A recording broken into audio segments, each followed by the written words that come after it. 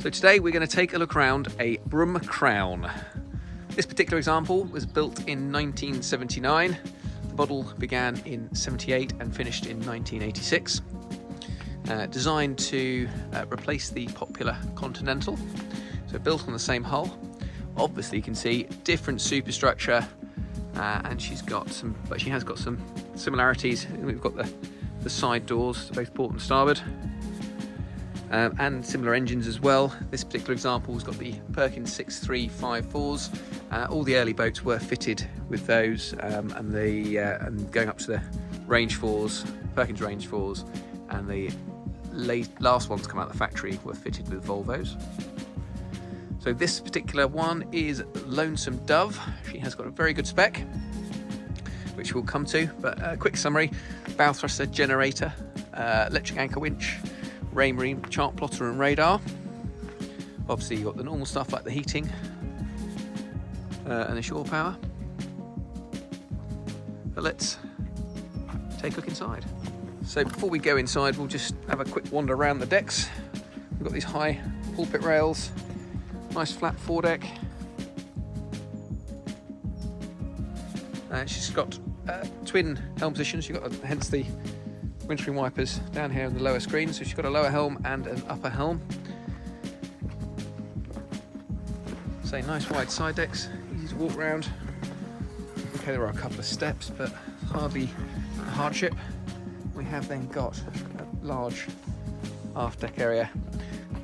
Lonesome Dove is finished in teak. You can see as well we've got a set of davits. What I do like, a couple of fender holders as well. So the radar arch is folding, and you see this one's actually on gas rams to assist with the weight, and she's also got folding windscreens as well. So air draft, if you don't include nav kit and that sort of stuff, air draft will be about 8'10", 8'11". By the time you've got your nav kit on and things like that, it's going to be more like plus 9 foot. But still very low for a boat this size. So the cockpit is an improvement on the Continental, a bit more seating. Lonesome Dove here, she's had these seats here added. Normally you just get a sort of bench seat along here with cushions, but they're quite nice, but quite comfortable, and say they're all in very good condition. Then you've got the sort of standard style helm seat. Mentioned we've got the bow thruster, so there we are, Lumar bow thruster. Raymarine plotter, which I can't open. There we go. So it's a C90 with radar. What else have we got here? We've got an ST6002 autopilot, and this one will be a 5-data, no doubt. Yep, so just depth, and then a VHF as well. So nav kit wise, it's not 100% up to date, you know, it's not in the last couple of years, but it's certainly a lot newer than the boat, probably sort of 10 years old or so. All very good. Again, like on outside, we have got a teak finish in here. That's all quite a nice space. Now the canopy that is currently on the boat is due to be changed. The owner has organised a new canopy, so I won't make too many comments about this one, but it is perfectly adequate, and you could certainly save this canopy and use it for a winter cover to preserve the life of the new one. Right, let's get downstairs. Right, in we go into the saloon. So first up, we've got the spiral staircase, which we saw a lot of in Brooms of this sort of era. As you would expect from a Broom, we're greeted by plenty of woodwork. So it's a sapele finish in here. All looks pretty tidy.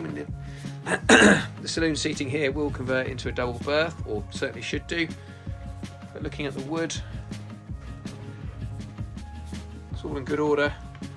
You often get sort of watermarks on worktops here. There's none of that I can see. Again, carpets, apart from a quick hoover, they all look in good order. The upholstery looks in good order. And it's a nice space. Do like the two side doors. Be handy for loading personal effects on and off the boat. Again, as you get with a Broom, got lots of clever storage compartments. Your drinks cabinet. We've got lots of sliding door storage in here as well. It's all beautifully finished. I mean, look at it. Absolutely solid and all in lovely condition.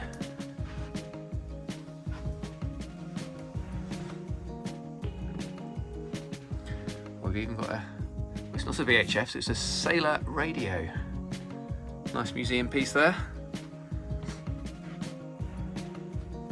So the Crown gives you up to 6 berths. You can just see you've got the forward cabin B berth just there. We'll go and have a closer look very shortly. And then in theory, this will convert into a double bed. And then in the aft cabin there, we've got a island double berth as well. So sleeping for up to 6. Let's take a look in the galley next. Just before we do that, let's have a look at the wood there. It's obviously had some sort of work done here in the past. A little bit darker than the rest, but not bad at all. Again, windows all look pretty good. Nice clear helm position. Now you might notice that there isn't a bow thruster control down here, but there is a remote. So you have got bow thruster control both stations. Okay, so we've got, it's dry, a little bit wood damaged there. That's what I've seen so far.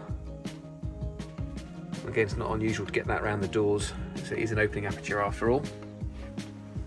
Okay, right, let's get ourselves into the galley. And here we are. So we've got a Waco electric fridge. This is certainly newer than the boat. Recently replaced. Oven as well, I would be suggesting is fairly recent. I mean, it looks very tidy. That doesn't look like it's ever been used in any real anger. Also, we've got a built-in microwave above. Handy storage spaces for crockery. So cups at the end, plates. Yeah, it's a good sized galley. Ample storage. What you will see opposite the galley to starboard, we've then got the day toilet. So we've got electric heads in here. No shower. You see the fuse panel here for all the electrics left open after the last viewing. Let's close that back up. You have got a diverter valve with the day head as well, so you can divert from holding tank to sea toilet, and we've got the electric radiator as well. Now that'll work off the 240 volts only, so shore power or generator power. And we've even got a pull-out shower as well. Headroom in here is good, well, 6 foot easily, a little bit more than that really. And the condition of it, it's all pretty tidy. Okay, let's walk ourselves into the forward cabin. Now this is set out just as 2 single V berths. We haven't got an infill, but because of that, we've then got plenty of floor space. So it actually feels like a really big cabin. And then when you're using the boat, using the cabin, beg your pardon, shut these doors off. Again, look at the woodwork, look at the finish on that, it's lovely. It's all in excellent order.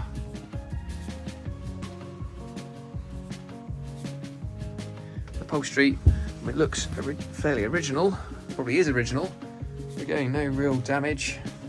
Just move these fenders, make sure they're not hiding anything. No, all very good. So woodwork is excellent. The linings, again, they've all been pretty good throughout the boat. So let's just see, we've got a hanging locker this side. Here we go. So this is starboard side hanging locker. There isn't one on the port side because we've got the galley there as well, but we've also got drawer storage as well. Right, let's head our way over to the aft cabin.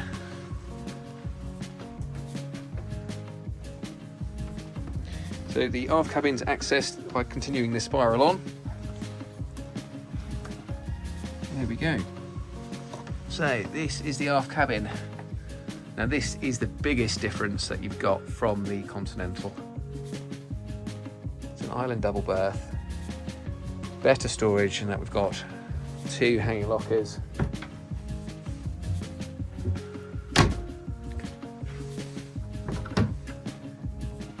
But the bit I think is particularly impressive, got a separate shower stall, a separate toilet compartment.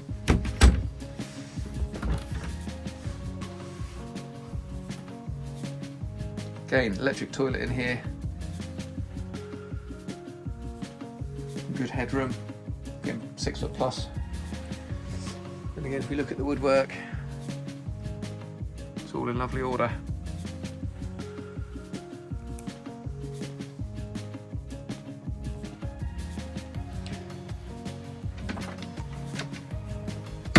Behind the main cabin door, we've got this door just here, giving us access to the engine room. So you just see in here, we've got the generator in between the 2 engines, but our isolation switch is just down here. That's for the bow thruster. And I think there's some below here. Yeah, there we go. Port starboard generator. I've got the light on here so you can just see those engines. Do look pretty tidy. Bilges look quite dry.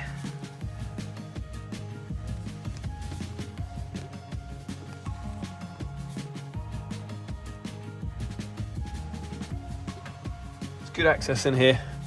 We've got a modern battery charger.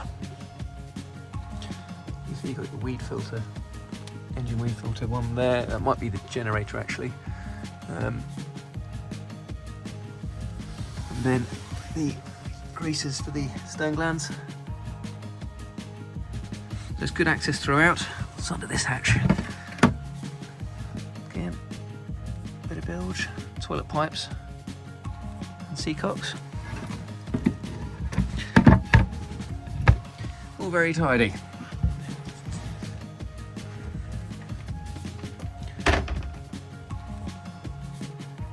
Well, okay, that has been the Broom Crown Lonesome Dove. So overall, what can I say about her? She's got a very good spec. We've got Perkins 6354 HTs, which are 145 horsepower each. So she's good, probably about 16 knots, something like that. So she's a capable seaboat. That's backed up by the navigation equipment, so that's all a lot more modern than the boat. So it's a Raymarine C90, plotter, radar, autopilot, depth log, VHF, everything you could need. She's also got a generator and bow thruster. So for a Crown, very, very well specified, and I think in good order.